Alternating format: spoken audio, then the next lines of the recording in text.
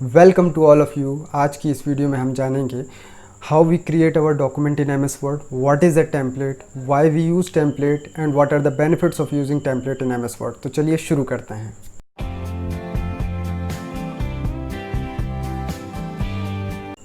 पिछली वीडियो में हमने सीखा था कि एम एस वर्ड को किस तरीके से ओपन करते हैं। जब भी हम एम एस वर्ड ओपन करते हैं तो बाय डिफ़ॉल्ट हमको एक ब्लैंक डॉक्यूमेंट मिलता है जिसमें हम अपना टेक्स्ट लिख सकते हैं, इमेजेस ऐड कर सकते हैं और ब्रेन स्टॉर्मिंग करके अपनी रिक्वायरमेंट के अकॉर्डिंग उसकी फॉर्मेटिंग भी कर सकते हैं। लेकिन अगर हम एक डॉक्यूमेंट पे काम कर रहे हैं and at the same time we want to create a new blank document, तो उसके लिए हमारे पास 3 तरीके हैं। सबसे पहला तरीका है कि आप फाइल टैब पे क्लिक करिए, देन न्यू के ऑप्शन पे क्लिक करिए, देन ब्लैंक डॉक्यूमेंट को सिलेक्ट करिए। जैसे ही आप ब्लैंक डॉक्यूमेंट सेलेक्ट करेंगे तो एक ब्लैंक डॉक्यूमेंट क्रिएट हो जाएगा।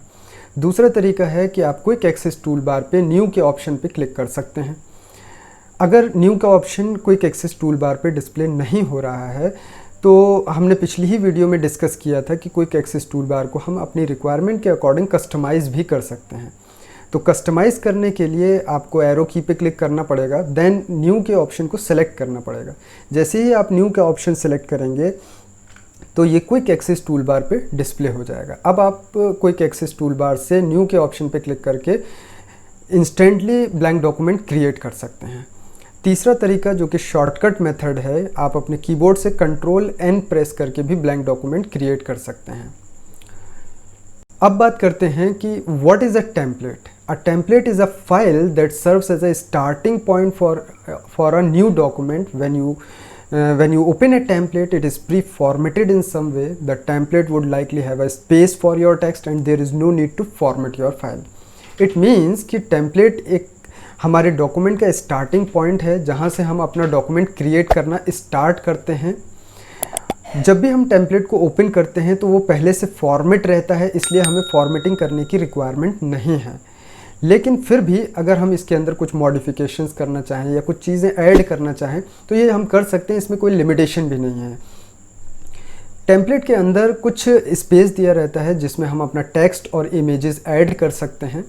Now why we use template and what are the benefits of using template.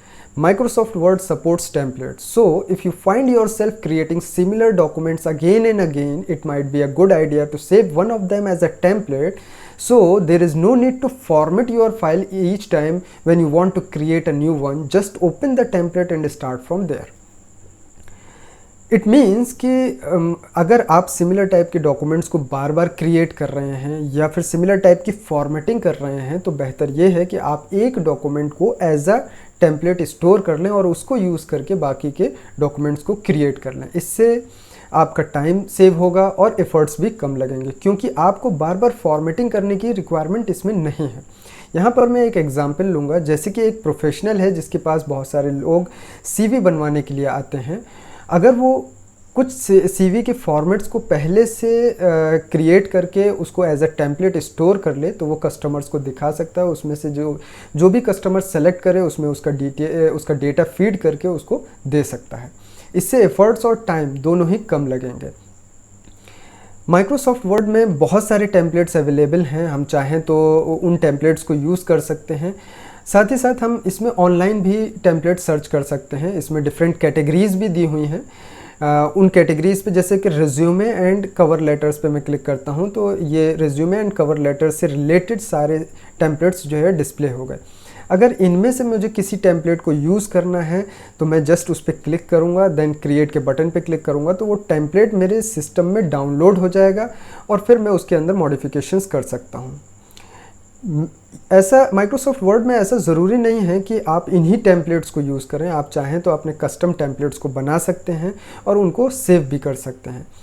Microsoft word में जो टेम्पलेट का एक्सटेंशन है वो है .docx, जो कि माइक्रोसॉफ्ट ऑफिस 2007 ऑनवर्ड्स है। लेकिन अगर हम ओल्डर वर्जन्स की बात करें यानी कि 2007 के पहले के जो वर्जन्स थे उसमें एक्सटेंशन था .dot।